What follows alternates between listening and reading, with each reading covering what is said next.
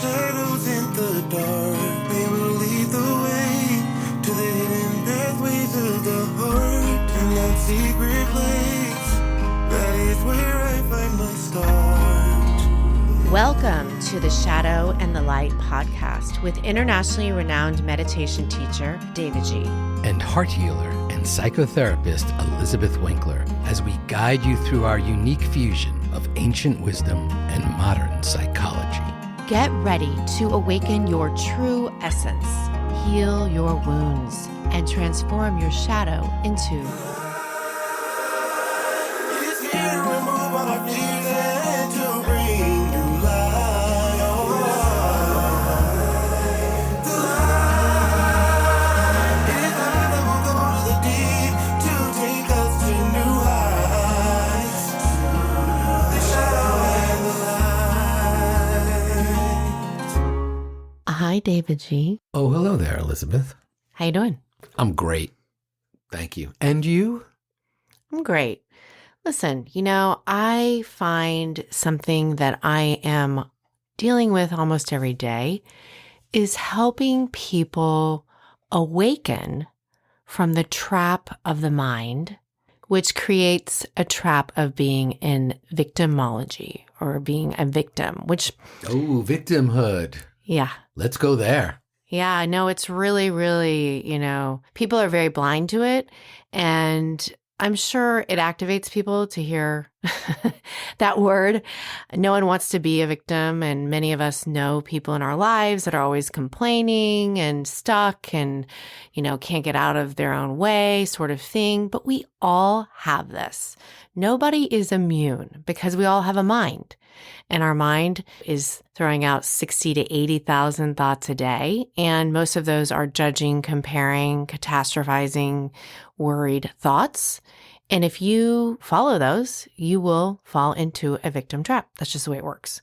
So understanding that's why I love meditation and mindfulness, because the more conscious you can become of those movements of mind, those 60 to 80,000 thoughts are like drops of water. Well, let's let them be drops of water. But what do we do? Well, a thought goes through my mind about something about my partner or my child or my parent or something at work. And I pay a lot of attention to that thought. So all of a sudden, this drop of water becomes a thought stream of worry, and then it becomes a river of fear. And then all of a sudden, it's an ocean of panic that I'm drowning in, and you get stuck. And the thing is, we always have a choice. Now, a victim doesn't think they have a choice. I talk to people all the time and they're like, I don't have a choice. I'm like, you will always have a choice. Like, well, no, I have to go to work. I'm like, okay, so right there. So today I want to talk about some language hacks. Oh, yes. Our vocabulary is the thing that's wanting. And so if we can up-level our vocabulary, then we can better express how we feel and what we want to ourselves so we can have a deeper understanding, and we can also share this with others because we have 3 words for each thing.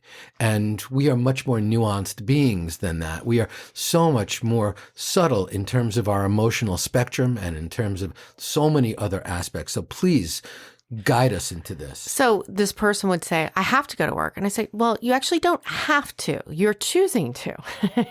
And they're like, well, I have to. I'm like, well, you could choose not to go. And they're like, yeah, well then, but that's a choice. So saying I have to is a trap. Let's remove have to, Right. to choose to.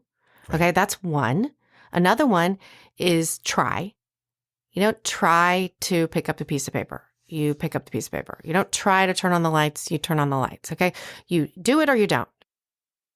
Let's just do this right now. Okay. Here's a great way for you to really see the difference between the two of them. Raise your hand. Okay. Now put your hand down. And now try to raise your hand.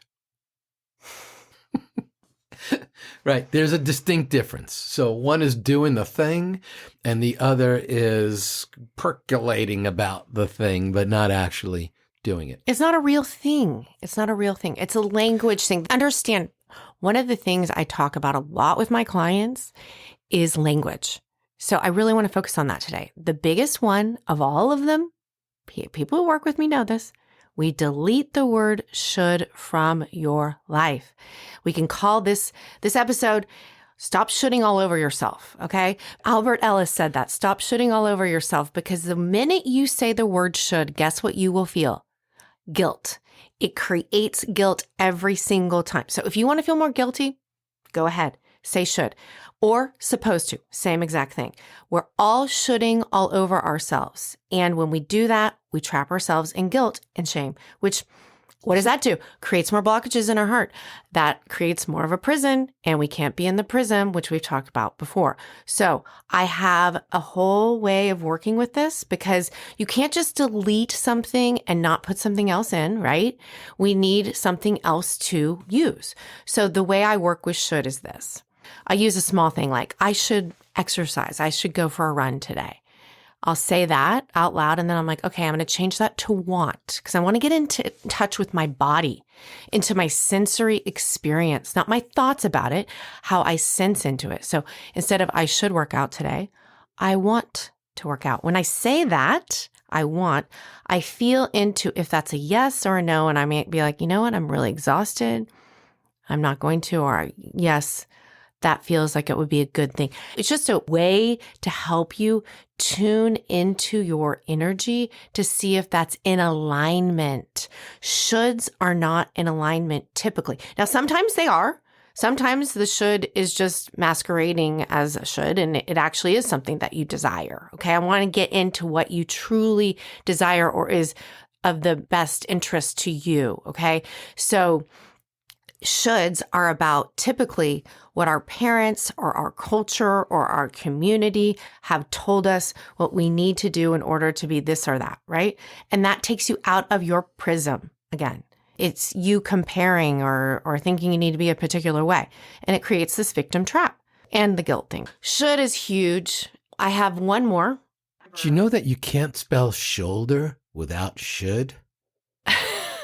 And? So that should probably be the only time when we should use the word should as part of shoulder. Okay. All right. So the other word is but. So this has been really interesting to witness over the years. Instead of the word but, use the word and. A victim always says yes, but, yes, but, yes, but, yes, but. So they'll say, yeah, it's, been a great living here in San Diego, but, my family lives in New York City and I just really wish I could be with them. Right.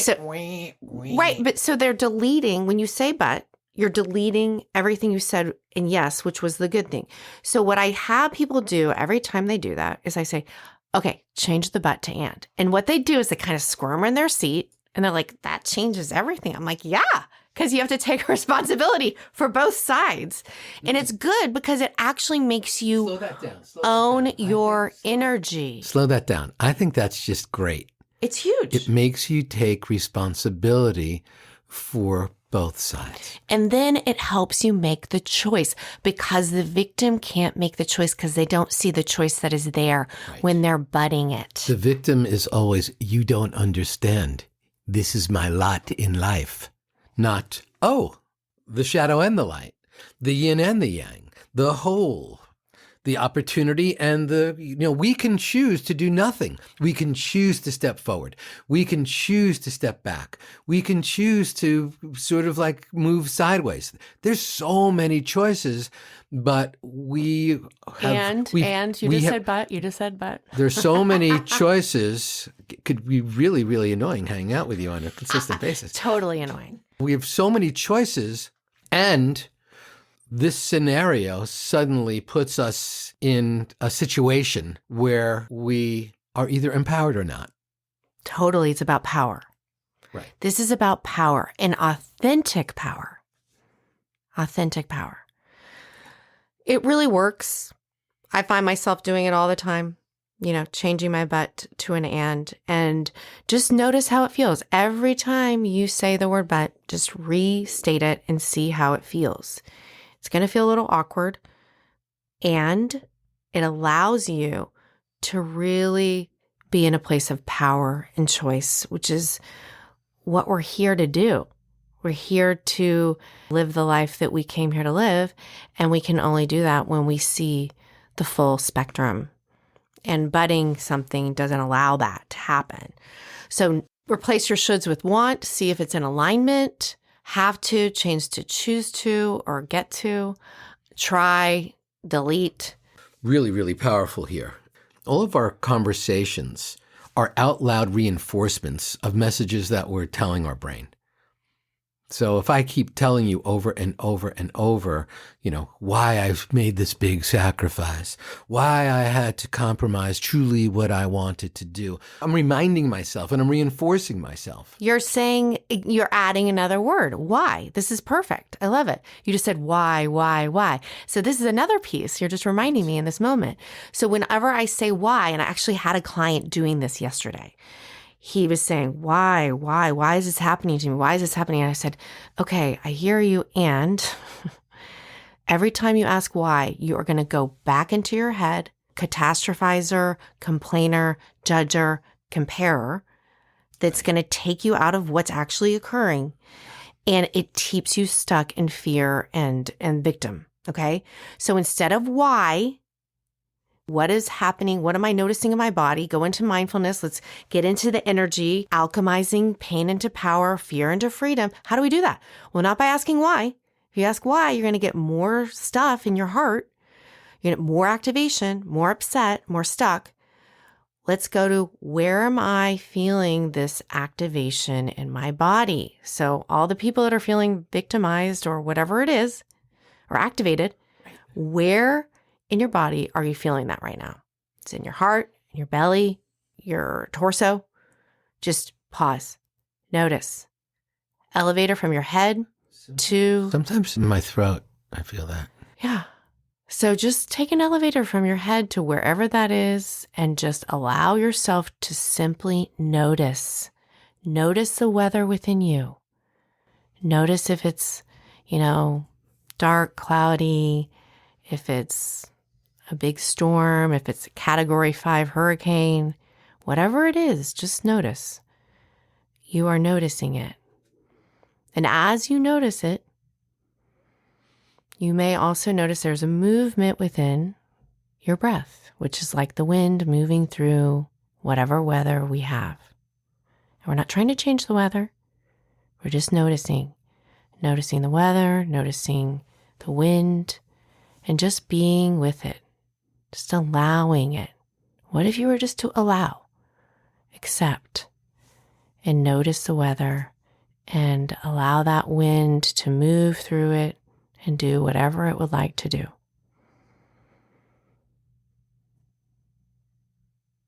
And maybe as you do that,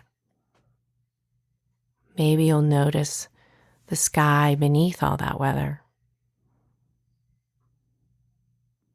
And you can open up to that and notice that the sky moves way beyond your body. And just remember that sky's always there, and I am the sky. I am the sky. How does it feel to be in that space, that open, available, infinite, untouchable, really, unhurtable. It's not, you can't break that. You can't break the sky, the thunder, the lightning, the storm. It doesn't hurt the sky. It's just there. So that's where we can go when we really want to transmute and heal. So it's not a problem being a victim. The victim energy is a guide back down to the energy within you, just a deeper place within.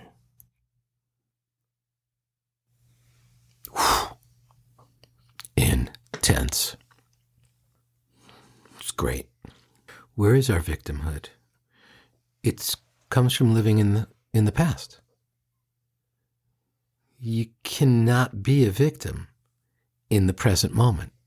The victim lives in the past with regret, in the past with all those woulda, coulda, shouldas. In the past, you don't understand. This is what happened to me. You don't understand. This is the cards I've been dealt. You don't understand. We're almost not allowing ourselves. First of all, we made it up, like what our blueprint was when we were 3. And then we've reinforced it. And then we've made excuses for it and rationalized it. And then we've held it on a giant flag that we've waved around. It's time to let go. And last season, we put down canoes and we burned grief boxes, all that. It's time to put down the flag that we carry emblazoned on our shirt of the victim, because you're not present. And it doesn't matter what has happened in your life. In the present moment, there's no pain, there's no fear, there's no regret. The present moment is perfect. It's only a millisecond into the past or into the future. It's only that micron of space when we step back or forward beyond this sacred, precious present moment where suddenly then the stories come about. This thing of you don't understand, when we are continually trying to say that or get people to understand, what is truly longing to be understood is for your heart, whatever that energy is, that weather within you, wants to be seen by you.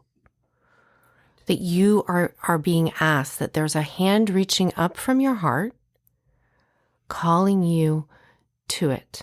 I call it a friend existing as resistance, fear, a friend existing as resistance. That is reaching up from your heart, saying, please come back to me. Take my hand. That's how we get understanding. You're only released from that when you see it within your own self. You're looking outside for others to validate it, but that's never enough because actually the energy is inside of you. And so when you do that pause practice that we just did, the pause, notice, settle practice, and allow yourself to witness and potentially transmute it, through that practice, the understanding comes. The true understanding comes. And often there's a lot of wisdom that is born from that, of meeting it. And people are afraid to go into their heart. You may have not done that exercise with us. That's okay. You can always come back to this episode when you're in a place where you feel comfortable and listen to it again, in a safe space where you feel like, okay, I'm willing to go inside. I don't think people realize until they do it how powerful you are within your own self and how much capacity you have within your own self. That sky-like presence is within every single person, but we don't know it unless we hang out and check it out. I guess there's 2 ways to look at this. The person who does not see themselves as a victim, but is representing themselves in the world and to themselves as a victim, so they don't even know that there's an issue. And the person who wears that badge of honor. And so I think it applies to every single person, including you and me. Sometimes we're aware, and sometimes totally. We're not. Right. And complaining is a really good, indicator. Mm-hmm. If you're complaining about something a lot, you're disempowering yourself and you're in a victim space. His coffee is cold.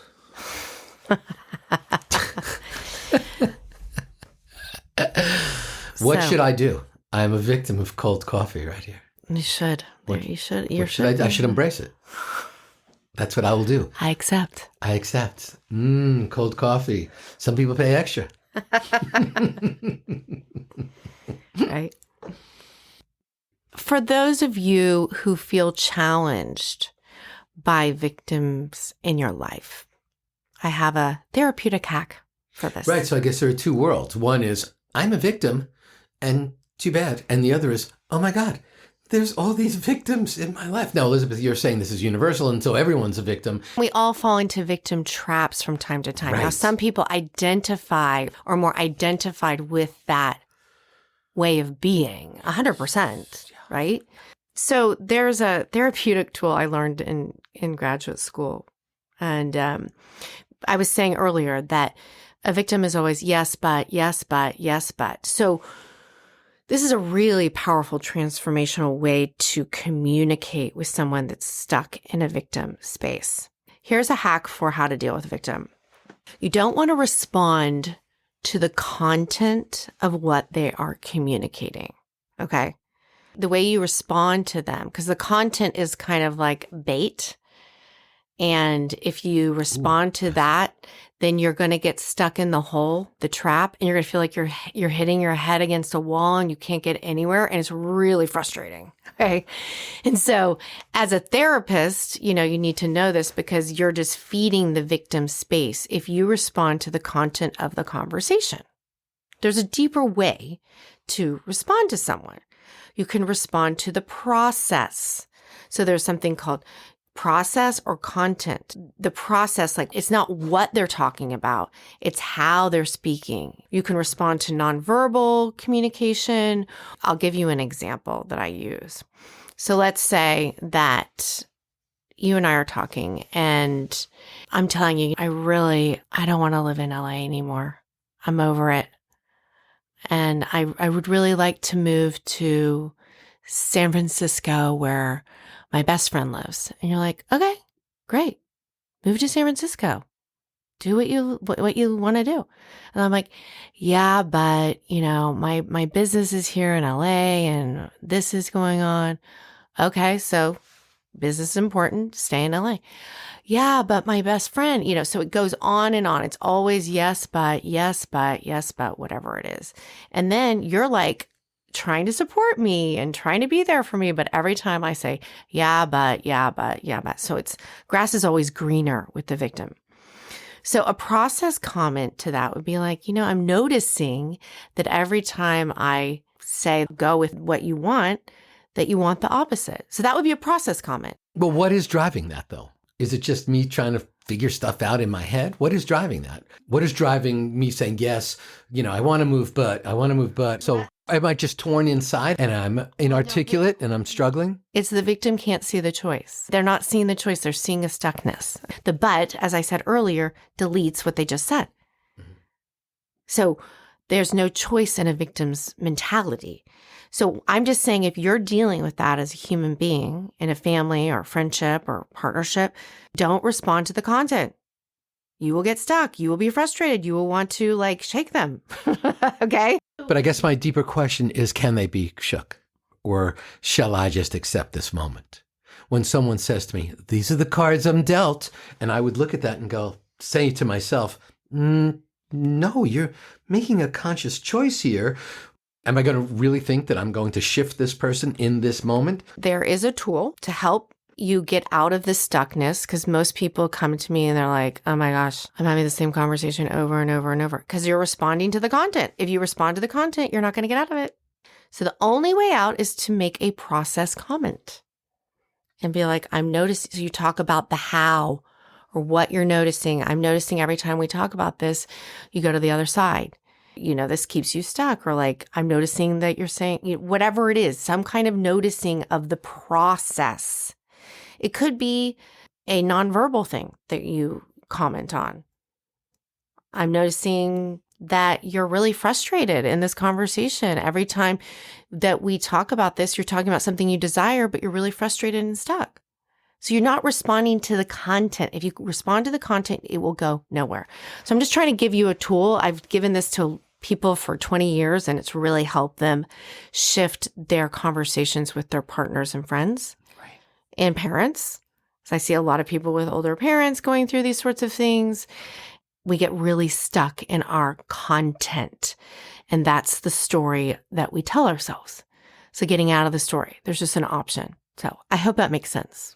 Well, it does make sense. And it reminds me so deeply of this concept of karma. Karma is a Sanskrit word. It simply means action.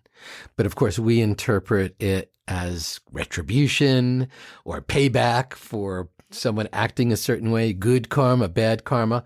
All that stuff is just sort of made up by our society, our very modern society. In the ancient teachings, karma, and I'm holding a copy of the Bhagavad Gita right here. Just happen to have one right here. And of course, we know chapter 2, verse 48, which begins with yogasta kuru karmani. That word karmani comes from the Sanskrit root karma, yogastha, establish yourself in the present moment, kuru karmani, then perform action. According to the ancient teachings, there are 3 ways to move through the concept of karma. 3 ways. There are 3 things you can do with karma in your life. Number 1, you could pay your karmic debt.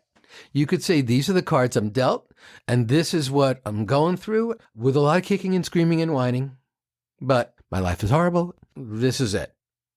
Number 2, the second thing you could do with karma, you can transmute it. I have this horrible traumatic thing happen in my life. I rededicate myself to taking that, converting that, transmuting, channeling my rage, channeling my heartache, heartbreak, channeling my sadness, channeling into acts of greater impact and value. And the third thing you could do with karma is transcend it. Move beyond it. Elizabeth has guided us through so many different types of processes, or for my Canadian friends, processes, over these last several months of the Shadow and the Light podcast. This is the secret. It's cultivating within us the ability to not resist, to truly view the wound as the way, to meditate, to connect to the stillness and silence that rests inside, and to accept, receive, and allow all things, the most horrible things and the sweetest things. Just let it all come in. Embracing the now and truly not resisting is that third step. And you can transcend your karma. You can transcend the cards you've been dealt, but it's a journey of liberation as well. And it's a journey of being able to identify your shadows and shine your light on them without self-judgment and without self-blame. I find that with karma, when you act from a place of resistance, every action has an equal and opposite reaction. I had this client come in and was talking about her partner in a very particular way. And then a week later came in and was acting in that exact particular way. And we had a strong enough relationship where I'm like, boomerang effect here. And this is a really interesting phenomenon that I call the boomerang effect. And so if you want to know your karma, it's be aware of how you're judging others or what you're saying about others, because the universe, I think, has a kind way. I think karma is a kind way of bringing it back to you and helping you understand maybe something you were judging before from a different perspective, from your own perspective. We can go into that deeper in another episode, but that's one of the ways I work with karma as well. Yeah. Well, we'll definitely have a deeper episode on the boomerang effect. Even I want to find out what this is. So you'll have to dive in and join us on an upcoming episode. And again, this is the Shadow and the Light podcast. My name is davidji. I'm here with Elizabeth Winkler. And in season 2, we've introduced this concept of today's takeaway. Living the light. Living the light. It's our real world action step that you can take away. From the tens of thousands of people who've been listening to this podcast, we've received so many comments and emails and all these different types of things. So we want to make it as great as it can be for you. So if you've got an episode that really touched you, definitely comment and rate it. And we want to read your review and reach out to us and tell us. So today's takeaway, living the light, came from one of our listener recommendations. So we are so excited. And what is it? I have a choice. Practice the mantra, I have a choice, because we talked about victim. And when you're in that victim space, you do not have a choice. So remember, you always have a choice. I hate to double up here, but suddenly it sparked in me. It's when Elizabeth said, notice the weather inside. That just what a powerful teaching. Well, that could be your choice. I have a choice to notice the weather within instead of to asking why. Yes. I love it. Instead of why me? It's doubly intentional. There you go. So if you have been a victim, hopefully you've stepped out a little bit from your victimhood. My name is davidji. I'm here with the goddess of transformation, Elizabeth Winkler. And you're listening to The Shadow and the Light podcast. Keep listening, keep joining us, keep sharing. And come on, Jamar, take us out of here.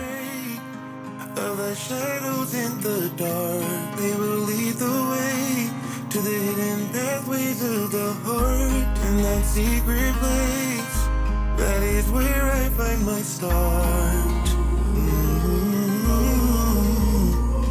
The light, it is here to remove all my fears and to bring new sight.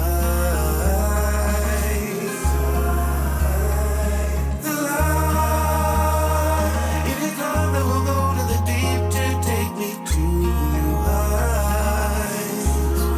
The shadow and the light, there's no fountain, rock bottom. You hold it as your own moment, but don't rush past this moment. The darkness can become a friend. Love will come by your side, and you'll shine brighter than a million suns, a million